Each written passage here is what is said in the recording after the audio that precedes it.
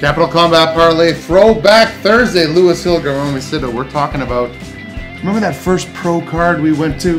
To Montreal, yeah. We went to Montreal, and why did we go to Montreal? We were just having beers one night, and we said, we should go to Hybrid. Well, yeah. Pro Combat 5, and we went. It was an amazing experience. But what did we just contacted the promoter and said, hey, we're Capital Combat Parlay, can we get media access? And it was one of the best promoters to deal with in the world. Like, he was so nice to us, gave us total accommodation. So we went there and we covered that fight. And it was, it was very early in our career. We're still early in our career, but we really didn't know what to expect. And it was all kinds of awesome. Totally. And I mean, one of the reasons why we went is due to the fact that there were so many local fighters. Hooked on this event, particularly from Pat Node Martial Arts, the Gatineau martial arts gym. So, fighters like Marc-André Barrio, Thomas Godin, Julien Leblanc. Yeah. And you also had Joey Morency from Evolution. Absolutely, yeah. So, Nibar win that night, if I'm not mistaken. Fantastic. Hopped on the cage photo op. It was pretty awesome. And that was the first fight, yeah? It was Morency. And we interviewed him pre-fight. We interviewed That's right, at the weigh-ins. Yes, we did the weigh-ins. And we didn't know what we were doing. We just thought we showed up to the weigh-ins with a camera. Everyone got out of our way because we had a camera. That was bizarre.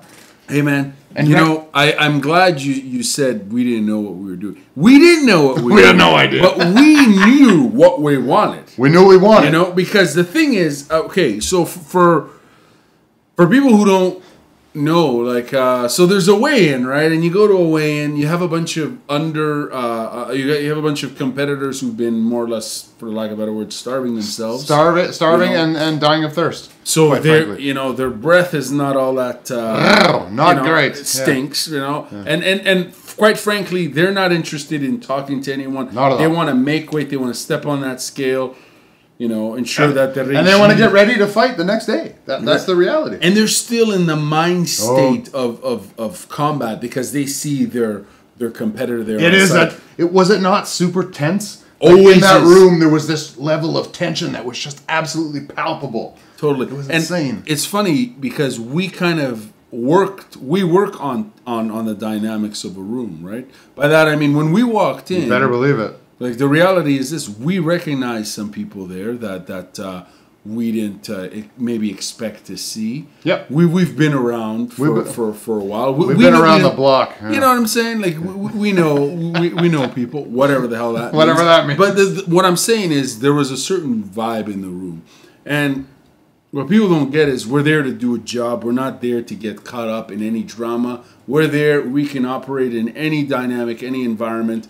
We don't care for your politics. We have an objective. It's to ensure that the fighters tell their story, to get their shit in, quote unquote, as in to promote themselves. Storytellers, promoters. That's it. That's the reality. Yeah. 100% to articulate their point. So when we walked in, and it was funny too because this wasn't Ottawa or Gatineau. This was not. This was. We were out of our element, my friend. It wasn't our territory. No, sir. But who gives a damn? Not us. You know what I mean? We showed up, we planted a camera, and then we started grabbing people. We did start. Well, Garmamie starts grabbing people. I mean, Garmamie doesn't leave people a lot of choice when he goes to grab them. He's like, "You interview now," and I got to tell you, the fighters are like, "All right, let's go."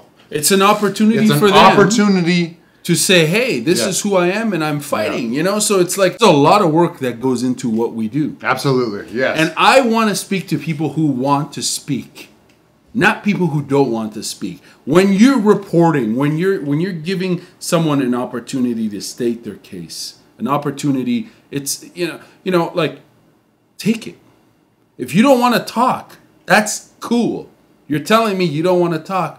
Okay, you don't want to talk. That's cool. That's cool too. But we're there to give people, as we're operating as far as media and comms and marketing. We're there to promote people and give them an opportunity to plug themselves and elaborate as to how they think they're going to perform that. Now, if someone says the X off if they remove themselves from that extensive list, then it makes our job easy because we know who wants to talk to us and who doesn't want to talk to us. And it's okay not to talk to us. Like, we're not getting high and mighty here, but no, we're not. No, we're not. I'm just saying it's like we've got 20. Let's say we've got 12 fights, so that's 24 people.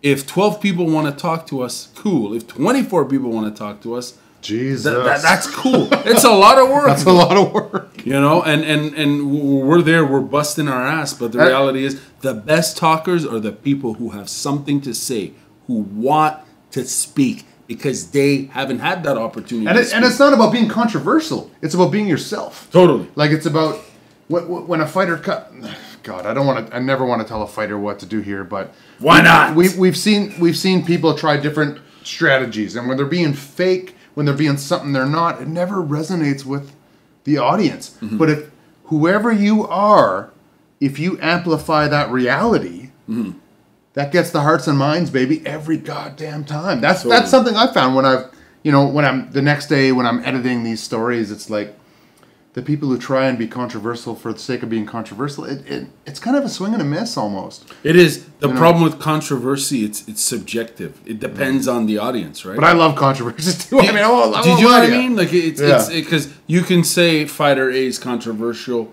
but maybe they're just really angry because they didn't get enough sponsorship money. True. Or this, that, and the other. And the reality is, it's just an opportunity for them to unleash the other part of the fight, which is the communications and the marketing aspect. So we walk into this room, we plant our camera, and we're grabbing people. We're grabbing people. Left, right, and center. All day. You know, and it becomes the thing. It's like anything else, you know. Once you start, you can't stop. And it's always in the early days, too. It was always a nervous thing. And because, I've done television production for 20 years. Yeah. And I always want Garmamie to do the first one because I want to make sure the camera settings are good and the lighting's good. So I always want to do the first one, but I'm also quite nervous to do the first one myself. We both are nervous. Now we've come a long way. I don't get that nervous anymore. Mm-hmm. It's pretty cool. I think a lot of the fighters recognize the opportunity we're offering them. But that weigh-in was particularly insane. And if you remember, Jeremy Capone. Yeah. And Charette. Oh man! From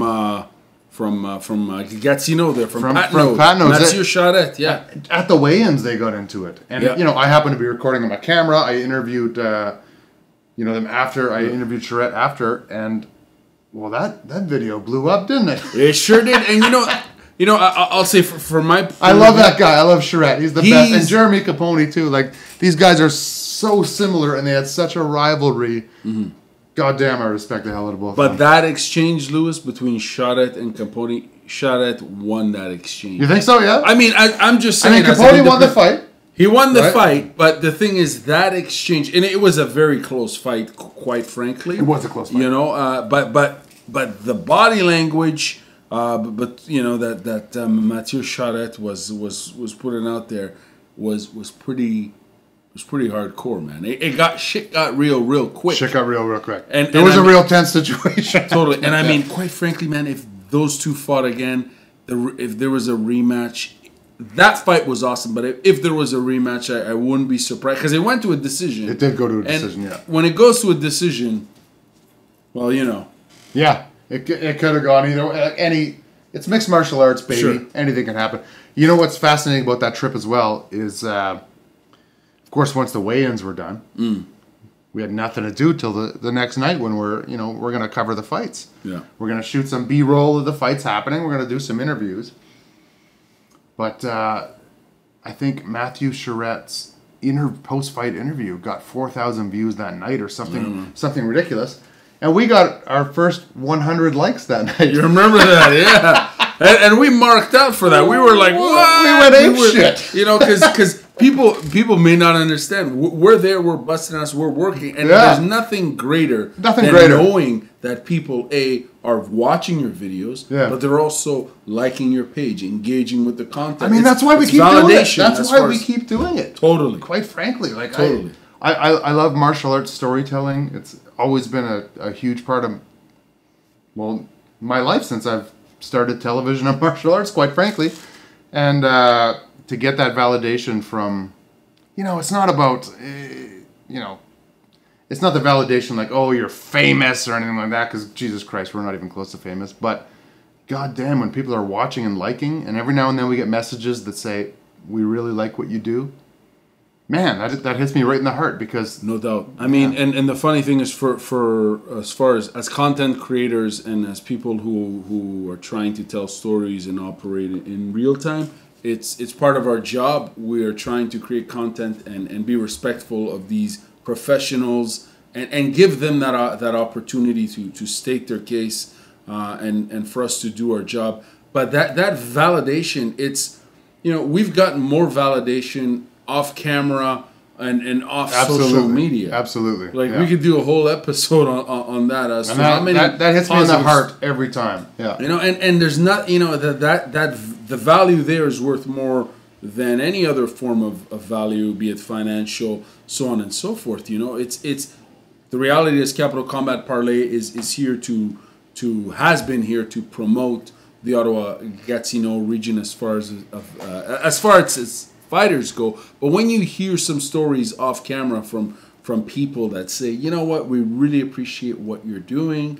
and then they get into the nitty-gritty stuff that we can't really speak about. We're never going to betray the trust of anyone who's talked with us off camera. That's cool. Right. But goddamn, yeah, it means a lot to us. It does. And at the weigh-in, we saw, the types, as I mentioned, we got introduced to Strania Gavrilovic, who we interviewed that night. Man, and I'm still such a fan of that guy. I love that guy, man. It's ridiculous how much these fighters, how much persona and charisma they have. Yes, sir. And the fight alone does not translate these people's overall charisma. I don't think it does. The interview does. The pre and post fight interview is where the fighter stands up and introduces themselves. Look, people, we're in an era of a time in sports communications, so on and so forth, where fighters have to more or less promote themselves. Yes, sir. And Strania Gavrilovic, that guy, he's the werewolf, baby. He is, man. And I mean, that's a great name. But his vibe and energy, we did the pre and post fight, and that night he fought Marc-André Barriot. Powerbar Marc-André Barriot. Sure did, yeah. And I mean, that was the first time we ever interviewed both of these gentlemen. And that fight was one hell of a fight. I mean, it was the 11th fight out of it was the pre-main event fight. It was insane, dude. And back and forth. Yeah. It had such weird moments, like Werewolf going for that Kimura takedown. Yes, remember that? We're losing our minds. Of course, I'm trying to shoot some B-roll of this and get it going while trying not to scream. But if you listen to the B-roll carefully, even though I turn the volume down, you can hear Garmamie losing his shit. Yeah, man, we're fans. We're fans first. Yeah, we're out here. We're fans. We're fans of this great sport. And of course, Marc-André and Strania, two of literally the toughest human beings I've ever met in my life. So they went out there. Scary tough. They went out there and put it on each other. Yeah. And neither backed down. And then, like, it was crazy, man. And the fans, my goodness, the fans went crazy. Were popping and losing it, man. The energy these people were generating, this big crowd. Yeah, you could that ride a wave of that energy, man. It was big insane. Big time. And the funny thing is, people that don't realize is in that sort of situation, you're shooting aspects of the fight. You're shooting B-rolls. I'm getting highlights. I'm getting some highlights. Yeah. And then we have to, after the fight, run and try to grab either competitor. Oh. And that alone, folks, that whole process is friggin' challenging. It's a little challenging. Because while I'm going to set up the camera, Garmamie's running to the locker room to try and get it. Like, we're separated. Garmamie's gone a while. I don't know when he's coming back or if he's coming back with a fighter. And sometimes he comes back with a fighter and sometimes he doesn't. Right. Sometimes he comes back with a story. And the thing, it's all about respect at the end of the day. Of course. These people just fought. They're tired. They're exhausted. They're putting everything in there for our entertainment. That's the reality. They are, and they certainly are entertaining us. And then you have the audacity to gently and kindly and professionally ask, do you have a moment for an interview? And you know, and I try to do that as respectfully as I can. And you know, the thing is, before you ask, you see the raw moment for what it is. Like, you truly, you know, there's a reason why. Do you remember Pride FC where they had a camera in the background and you see like they're the most. That was your heart out there just beating. Absolutely, yeah. Totally, that was raw. Totally, man. Raw. And you know, so in that process, you have to really respect boundaries. You really have to understand people's state of mind. And sometimes, Louis, like, it's like, hey, do you have a second for a quick interview? And sometimes it's like waiting, you know, 2, 3, 4, 5, 6, 10 minutes. Absolutely. And giving that person that space. So, you know, thank you very much to Marc-André Barriot and Strania Gavrilovic, the werewolf, who both gave us an interview. Fantastic interviews, by the way, yeah. But there was aspect, you know, it was a split decision win. And this is back in 2016, a split decision win of an epic battle that no MMA judge on the face of the planet, I don't care which continent, which league, you wouldn't want to judge that match. You would not. You know, it was pretty tight, it was pretty close, and power bar Marc-André Barriot got that, and there was a lot of, you know, strong emotions from both camps. We heard it. You know? Absolutely. I mean, people chanting, literally chanting in lines, walking out, chanting power bar or chanting, you know, some of them were chanting some swear words. Sure. Whatever, depending on which camp you were from. Sure. But, you know, Garmamie being one of the greatest interviewers I've ever known. No, really. I mean, you didn't shy away from that. When you talked to Power Bar, you said, hey, there's a lot of fans that were, you know, saying that maybe it should have went the other way. How do you feel about that? Address it. And, you know, that's not saying you feel that way personally. Like, that's something but you're I'm just interpreting some of the vibes in the room. Absolutely. We have to be objective. This is the reality. And Marc-André, is cool as a cucumber, of course, answered. And you know, it's cool because you're right. Cool as a cucumber. Cool as a cucumber. He genuinely, he pivoted and answered that. He hit it right on the head. And quite frankly, he won that match. And he told us why he won that match. Yeah. If you go back to that interview and video, not to take anything away, I'll never take anything away from Gavrilovic. I'm just saying that Marc-André Barriot, the way he answered, he genuinely, truly believed that he won that match. Well, and quite frankly, it's great to hear it, quote unquote, the expression from the horse's mouth. You know, you know what I mean? In post-fight situation, it's great to hear it because you can assess doubt. You can assess, well, this, that. He wasn't shook. Marc-André Powerbar Barriot was not shook. He knew he won that match. He translated that confidence. And quite frankly, folks, we're talking about the top mixed martial arts competitor in Canada today, the current TKO MMA champion. Yeah. He's fighting in 2 weight classes, for God's sakes. Yeah. And I mean, he's trending right now, respectfully, and he's the real friggin' deal, man. I think that guy has some raw power, and he's got that strong neck, meaning he could take punches. And God, and you know, I'm not a doctor. I'm not saying that's a fact, but as someone who's had a couple concussions, I say a strong neck really works to your advantage. Do you remember? We've always had the motto to get content out very quickly. Yeah. So do you remember? Like, I'll be honest. After the event, we had some beverages. Yeah, man. We may have stayed up. We may have stayed up till the sun came up. I won't lie to you.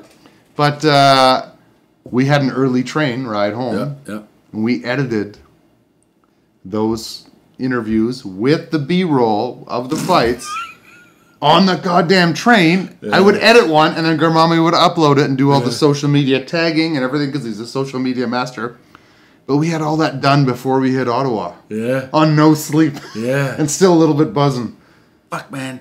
That was so much fun. That was so much fun. That was so much fun. You got an event in your town? You invite us. We will show up. Book it. We will kick that event's ass, and we will leave there with a few beers in us. But that'll be after the work is done. I promise you that. It's such an honor, right? To do absolutely. this, really and truly. You know, and you tell people that, and sometimes you don't know how they're interpreting it, right? But the reality is, we went down. We went to Montreal on our own dime. We went there on our own dime. Absolutely. We left on our own dime. We went there, and it was an amazing, insightful experience on such an amazing card here at Hybrid Pro Series 5 on August 15th, 2016. And it really 2 years ago, man. Yeah, bro. Almost to the date. Yeah. And we kind of dove in, as you mentioned, right from head the first. top. Head first. Head first, not knowing what to expect. That's how we do things, though. But I love that shit, man. Yeah. You know what I mean? Like it's we've gotten good at it. We can do it. We've done it. That's the other thing, is how much we've improved, and how much we hold each other to account. Sure. Like if I have an interview and you will mention something like, "Hey, maybe don't do this, or maybe do more of that," and vice versa.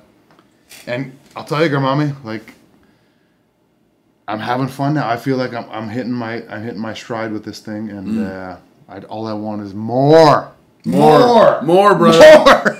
So let's do more, folks. If there's any promoters in in Ottawa and Gatineau, in Montreal, in Winnipeg, in Resolute Nunavut, that's up in way north. We'll go to 1FC too. We won't lie to you. We'll do it. We'll do it. We'll go to Vegas. Let us know. We'd love to come and do what CCP, Capital Combat Parlay, does best. And we love when you reach out to us. Please reach out to us with your fighters, with your coaches, anyone you think needs an interview or some light shone on them. We can go do something at your gym. Reach out to us. We love that. We love interacting with everyone in the martial arts community. Thank you very much. Thank you.